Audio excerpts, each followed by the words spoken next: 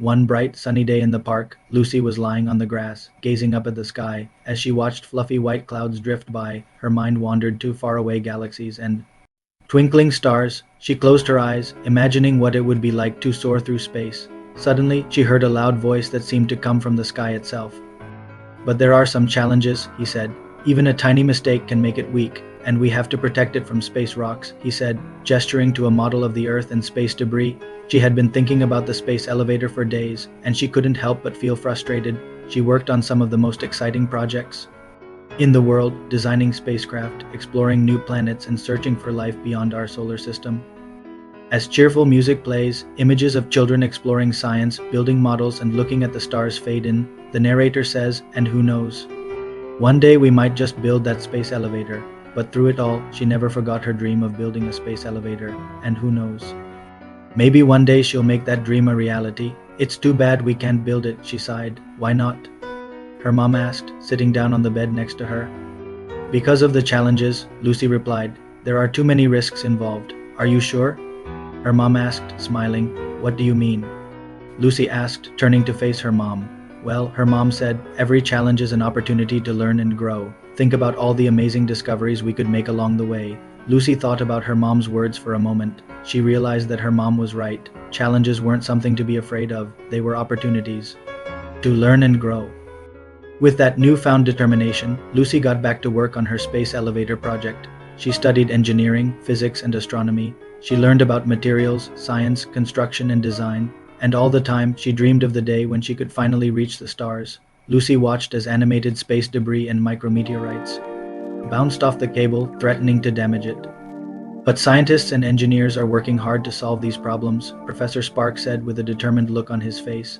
"They're like superheroes of science." Lucy nodded, understanding that even the best ideas can face obstacles, but she didn't let that dampen her spirits. She knew that with hard work and determination, anything was possible. "Hello, Lucy."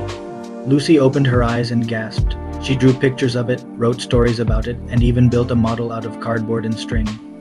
Her imagination soared as she thought about all the adventures she could have in space. Days turned into weeks, and Lucy's fascination with space only grew stronger. She learned about constellations, black holes, and the vastness of the universe. But no matter how much she learned, she never lost sight of her dream of reaching the stars. Floating above her was a friendly alien with sparkling purple skin and large, curious eyes. "Who are you?" Lucy asked, her voice trembling slightly. "I'm Professor Spark," the alien replied with a big smile, "and I'm here to help you reach the stars." Lucy couldn't believe her ears. Could this really be happening? Was she actually talking to an alien from another planet? "How can I reach the stars?" she asked, her eyes wide with wonder. "I have an idea," Professor Spark said, his eyes twinkling. "Let's go to my lab and I'll show you." "Mommy," Lucy said, pointing to a passing airplane, "can we go to the stars?" She had never seen anyone like Professor Spark before, and she wasn't sure if they could see him too. When they arrived at his lab, Lucy gasped in amazement. It was filled with colorful gadgets, models of rockets, and strange, futuristic-looking devices.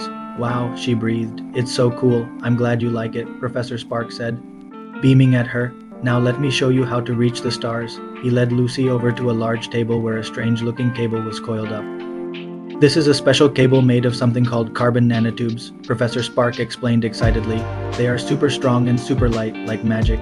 He stretched out the cable, and it glowed with a faint blue light. "Imagine a giant elevator that goes all the way to space," Professor Spark said, his eyes twinkling. "We call it a space elevator." Lucy's jaw dropped in amazement. "Would it really work?" she asked. "Of course it would," Professor Spark replied with a wink. "Just think about it. Instead of rockets, we'd use climbers to take people and things up to space.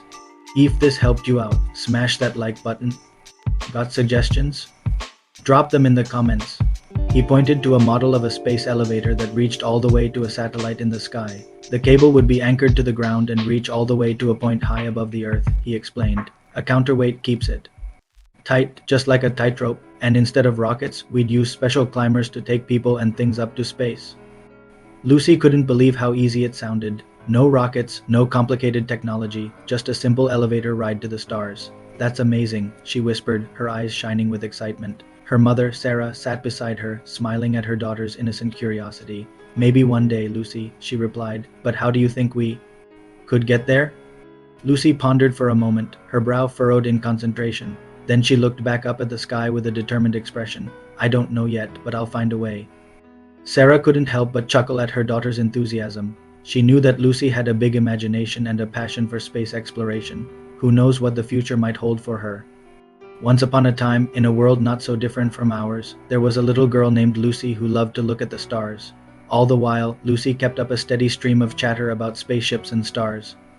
When they arrived home, Lucy ran to her room to grab her favorite book about space. It was filled with pictures of rockets, planets, and astronauts. She sat down at her desk, eager to learn more about the universe. As she turned through the pages, her eyes widened with wonder. She learned about the different planets in the solar system and the incredible distances between them. But it was the pictures of rockets soaring into space that really captured her imagination. "Mommy," she said, bursting with excitement, "rockets can't fly to the stars." "What do you mean, honey?" Sarah asked, coming into Lucy's room. "Well," Lucy explained, pointing to a picture of a rocket, "this one is going to the moon, but I want to go further, to places like Proxima Centauri." Sarah smiled, knowing that her daughter's curiosity knew no bounds. "That's a very long way, Lucy. It would take a long time to get there even with a rocket." "I know," Lucy said, her voice filled with determination. "But I'm not giving up. I'm going to find a way to reach the stars." Sarah hugged her daughter, feeling a surge of pride. "I know you will, sweetheart. Just never stop believing in yourself." As the sun began its slow descent, casting long shadows across the park, Sarah and Lucy headed home. The next day, Lucy was back in the park, lying on the grass and staring up at the sky. As they walked through the streets together, Lucy couldn't help but notice the strange looks people were giving them. Suddenly, Professor Sparks' face fell and he sighed sadly. Back at home, Lucy couldn't stop thinking about the space elevator. One day, Lucy was lying in her bed, staring up at the ceiling. Years went by and Lucy grew up. She became a brilliant scientist and engineer, just like she had dreamed. The screen fades to black with the text, "Dream big, reach for the stars." Thanks for watching.